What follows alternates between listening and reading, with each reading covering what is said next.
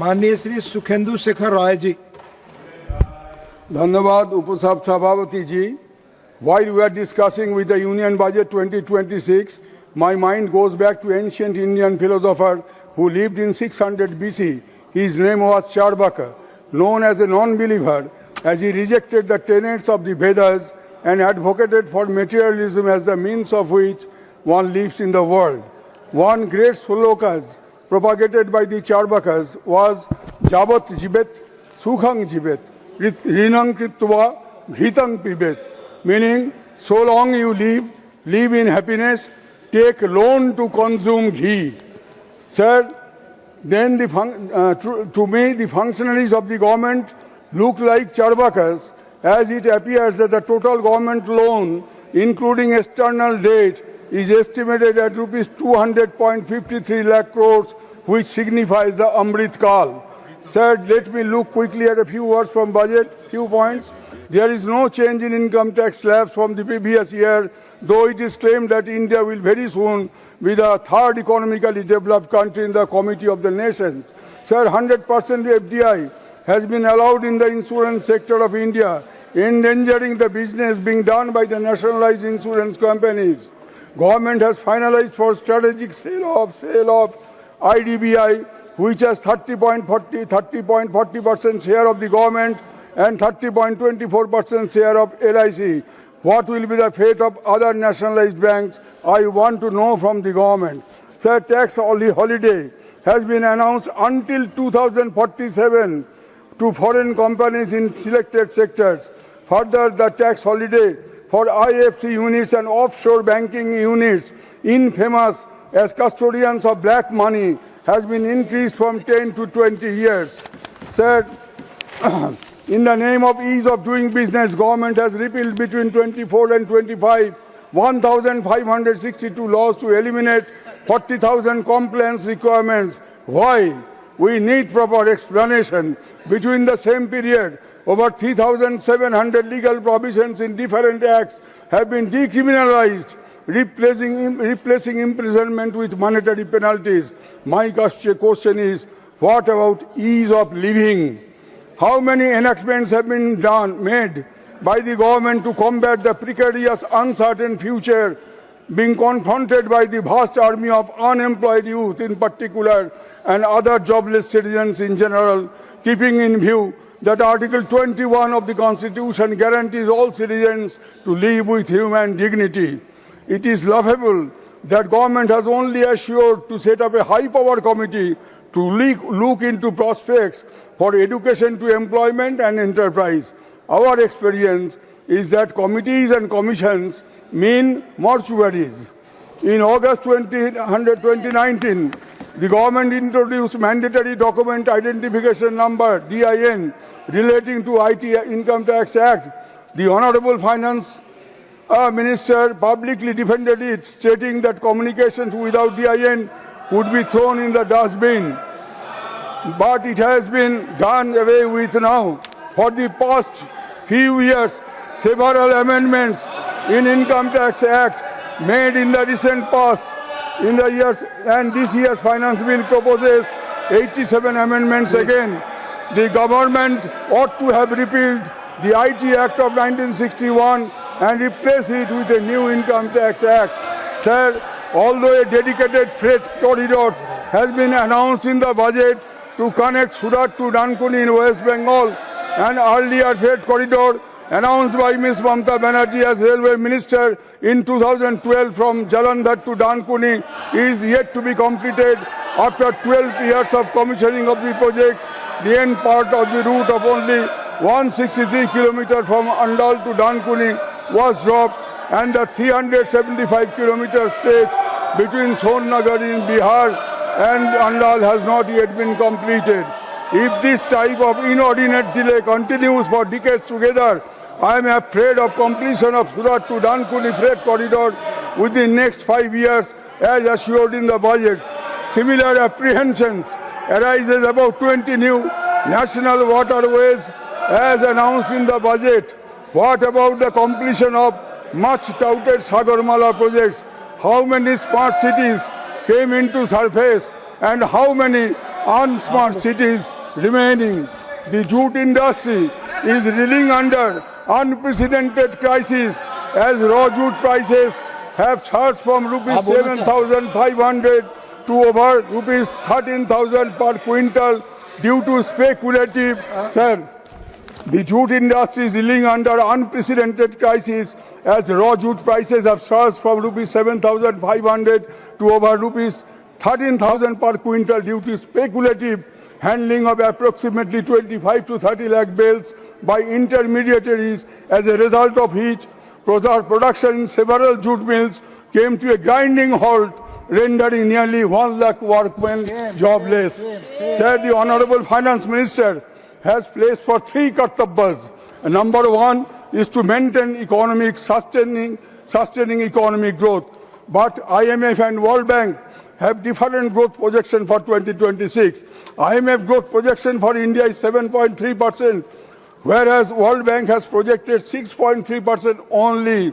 The World Bank has also flagged weak domestic revenue mobilization, particularly in consumption and corporate taxes.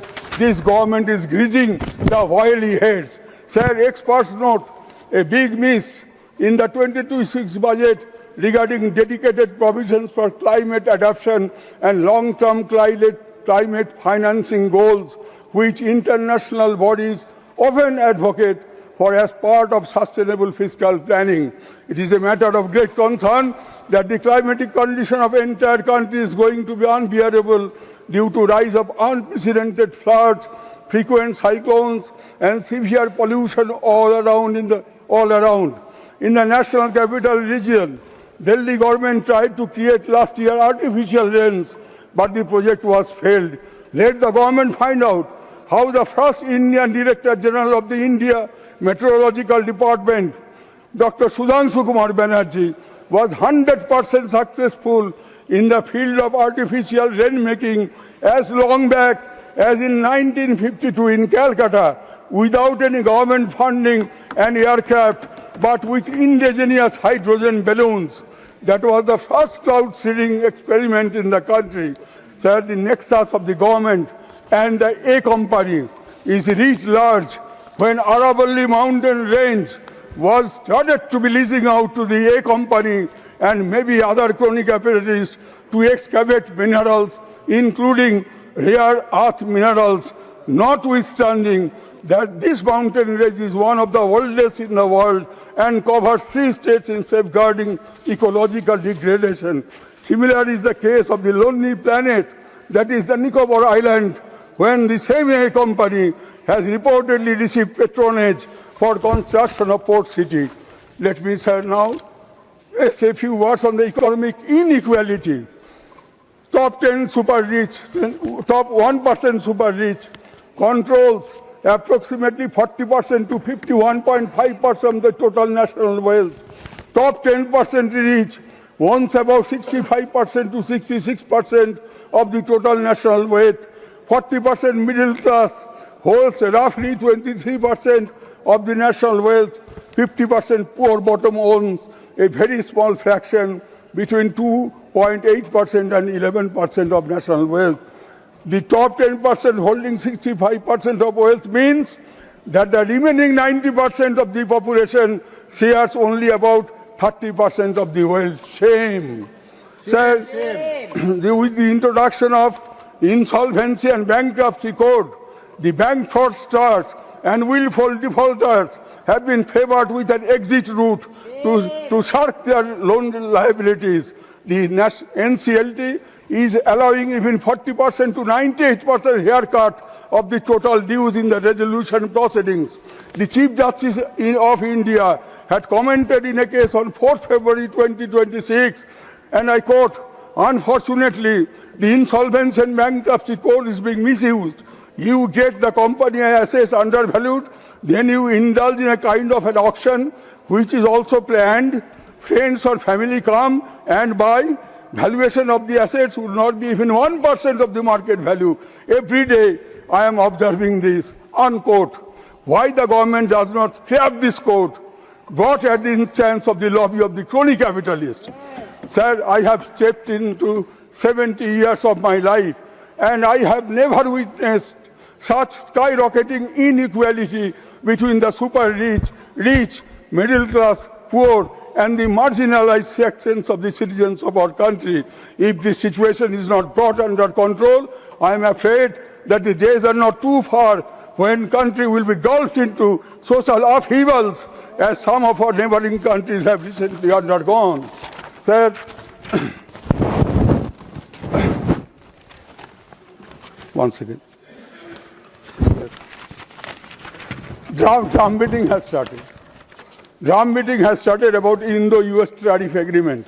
Although details are not yet to be announced, it is claimed by the US authorities that India has agreed to stop purchasing oil from Russia and to import from US and Venezuela.